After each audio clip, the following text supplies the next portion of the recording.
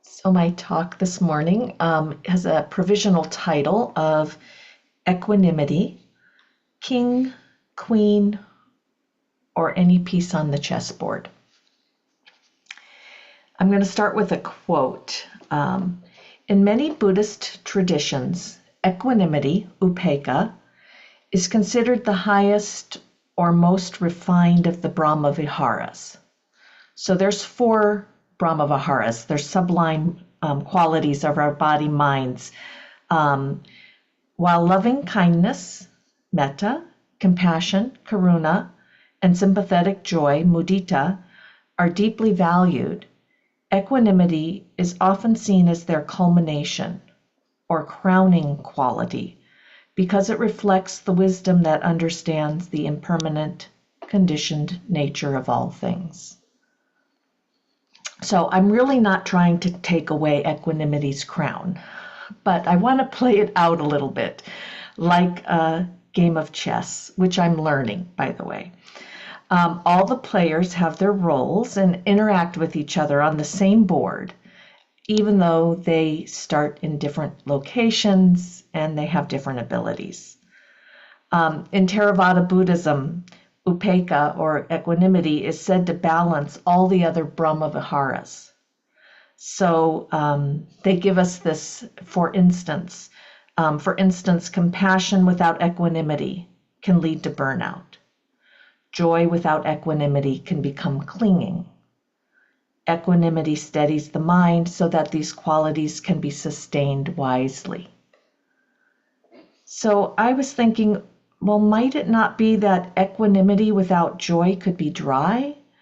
Without compassion, it could be cold, and without loving kindness, it could be sterile, seem sterile. So I was kind of trying to play out, again, like a chessboard, trying to look at this from different angles.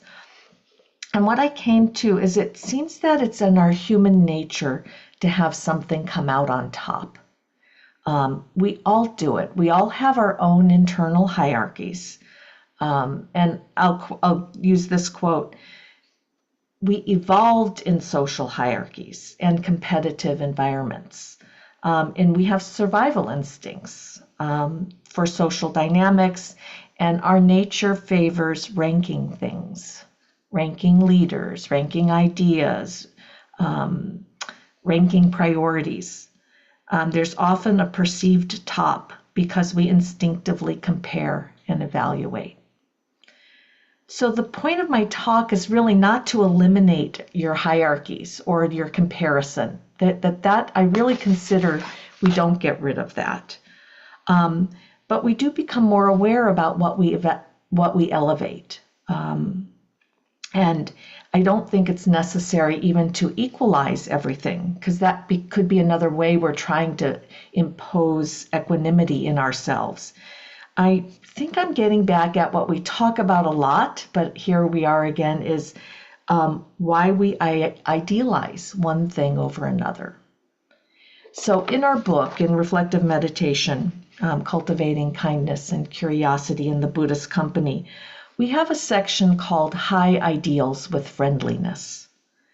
And we really, we're really saying bring friendliness to our systems, to our ideals. And we've watched how high ideals fuel people's shame.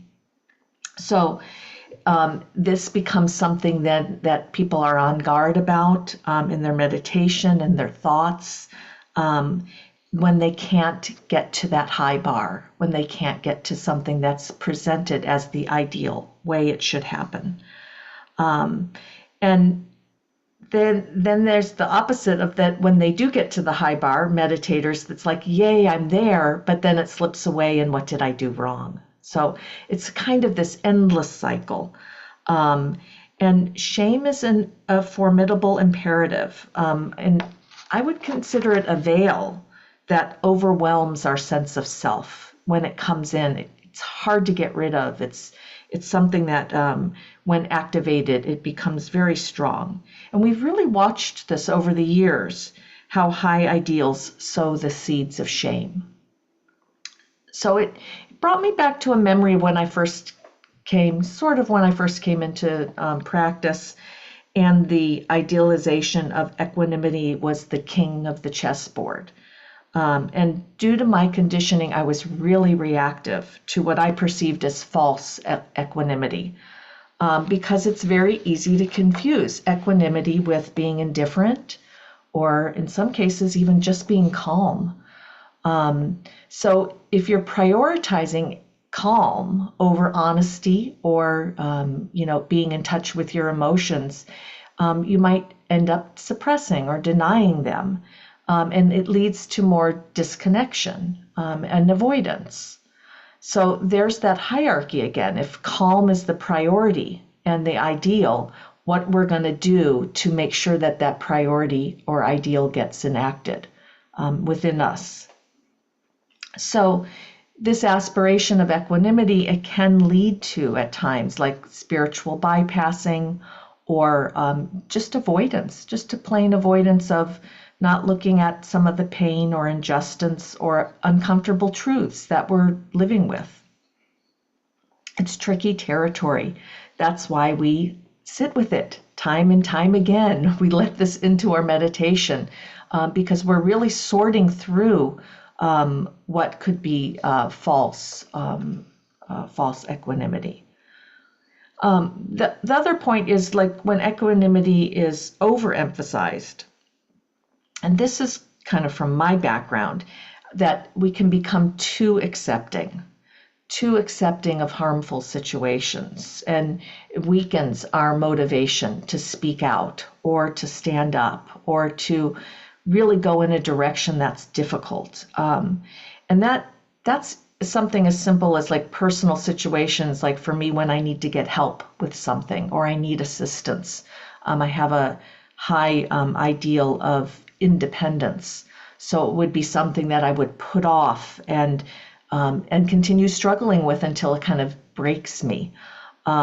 So that's like one just personal way that this could happen, but also in the larger world with what we're looking at now with the inequality and oppression, and even the harm that's being normalized in the language in politics.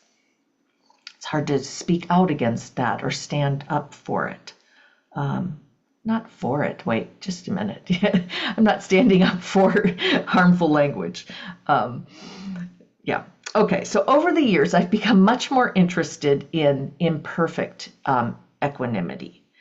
And not just as a reframe of it, but really, truly allowing more room for the teaching of equanimity to grow and develop in myself, in meditators, and in sanghas. And allowing for that imperfection has really changed the way I think about the teachings, the way we teach. We talk about the teachings in our experience more. We bring in more voices. We try to offer different translations of the teachings so that you have some choice to see where it fits for you. And you don't have to sit there so tightly just thinking everything is like false equanimity. You have a larger range to bring in your experience to the teaching, to the topic.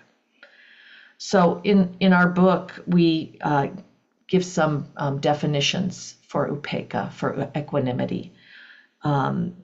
Composure, another definition, composure, evenness of temper.